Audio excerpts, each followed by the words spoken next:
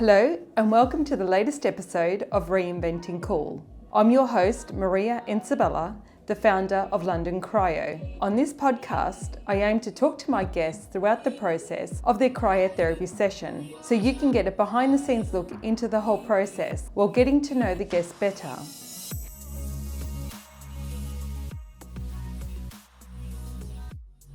I wanted to take the first episode to introduce myself, my journey, and my practice. It's been incredible so far, and I am truly excited to see where it takes me going forward. So I'm actually from Australia and I moved to London in my 30s. I took a leap of faith, really had no plan or direction that I wanted to pursue when I got here. I just let life show me the way, and here I am 15 years later with a beautiful family and a business that I built from the ground up. Prior to moving to London, I was actually a qualified accountant, and I did that for about 20 years. And I enjoyed my job, in the sense that it was comfortable.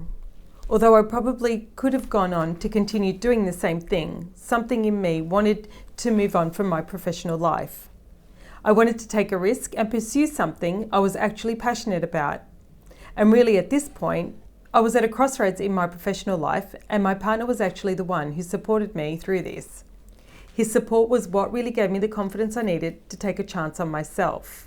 So I decided I would quit my job I spent the last 20 years doing and focused on finding what I was actually passionate about. I loved everything related to health and fitness. And I actually remember when I used to work at my old job, and I always had one eye on the clock, trying to see when it would be time for me to leave and go to the gym. I would always challenge myself physically. I have signed up for several obstacle courses and marathons simply because I found them exciting and fun. They gave me a sense of working towards a goal.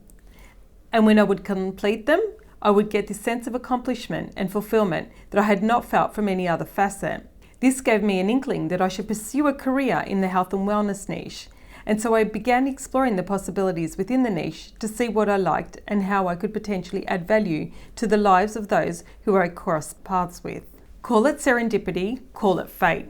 But it was exactly during this time that I listened to a podcast by one of the all-time great motivational speakers, Tony Robbins. In the podcast, he was talking about how he did cryo in an attempt to better his life in several different ways, and how it actually helped him by giving him an energy boost as a form of endurance training, with him being on stage for several hours at a time. He also stated that it considerably reduced inflammation, and I will of course talk about the actual science behind this a bit later. But this podcast is what really introduced me to the concept of cryotherapy.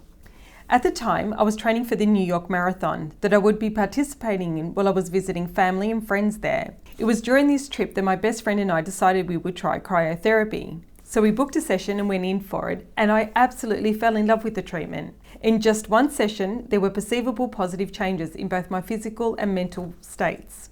The jet lag I was experiencing from having travelled from London to New York had gone, and I felt considerably less strained physically after having trained for the marathon quite intensely. Another thing I noticed about the treatment was that it really gave me mental clarity and lowered my stress levels. So I decided to continue doing the treatment while I was in New York, and ended up doing a whole course of treatments while I was there. When I returned home to London, however, I found that nothing else gave me the same satisfaction and benefits of doing cryotherapy. I was also accustomed to going back to Australia every year up until the pandemic, of course, and I noticed that even in Australia, there were quite a few cryotherapy clinics popping up. So cryotherapy as a treatment was slowly starting to become more mainstream. So then, when I came back to the UK, I decided to finally take the plunge, go further out of my comfort zone than I had ever done before, and actually take the action.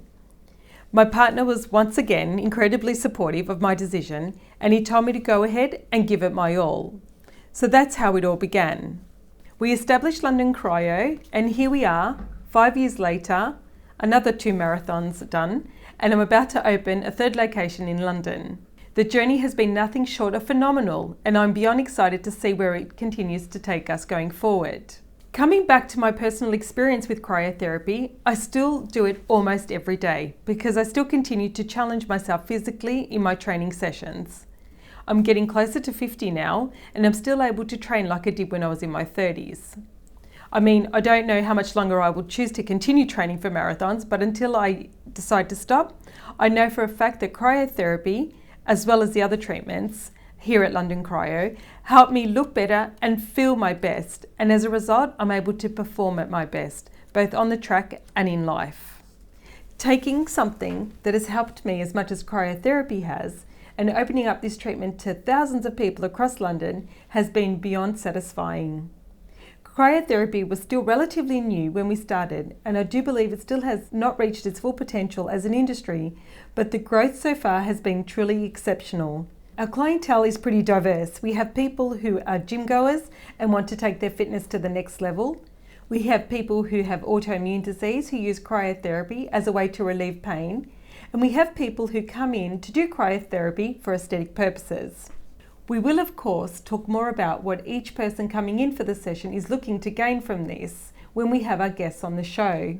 Another reason I wanted to start this podcast now was because I wanted it to be part of, or rather an extension of a book I've written on wellness and the power of the cold. I look forward to using this as an opportunity to spread awareness about the benefits of cryotherapy and really getting the conversation starting on making this wonderful and incredibly beneficial treatment more widely talked about and accessible. Of course, there's also a personal layer to the podcast in that I wanted it to also serve as a creative outlet for me outside of work. I'm a great mum, nurturing comes naturally to me. I'm a great entrepreneur, running a business comes naturally to me. I'm incredibly personable, so networking comes naturally to me. I can run a marathon better than I can walk, but there are certain things that I haven't pushed myself to attempt over the years, like push-ups or public speaking. Well, I can actually do push-ups now that I've had practice, but public speaking, not so much. So I really want to use this podcast as an opportunity to write about my business and about cryotherapy more, and interact with my guests in a more meaningful way to deliver their unique insights to you, the listeners, in the best way I can. So how these episodes are going to go is I will introduce my guests, we'll have a chat about what they are doing or have done to venture outside their comfort zones, and how that has pushed them forward in their journey towards greatness. As some of you may know, cryotherapy is a 3-minute treatment that is known to trigger fight or flight to some degree. So it's going to be really interesting to see what they come up with. I'll be asking them 3 questions in 3 minutes, and hopefully at the end of it, cryotherapy seems a little less scary to people who are still on the fence about trying it. A lot of people are actually aware of it, but more often than not they say, "Oh, I'm too scared to try it." So hopefully, gaining a multitude of perspectives and responses from people belonging to different walks of life will help you decide to take the first step out of your comfort zone, so you can truly feel amazing afterwards. Some of our guests have tried cryotherapy before, while others will be experiencing it for the first time on our show. So it will be really interesting to pursue the similarities and differences in their experiences as well. There's something so incredibly powerful about stepping out of your comfort zone and into the cold, and just embracing the power that comes from being exposed to it. I look forward to sharing this journey with you, and until then, let's chill.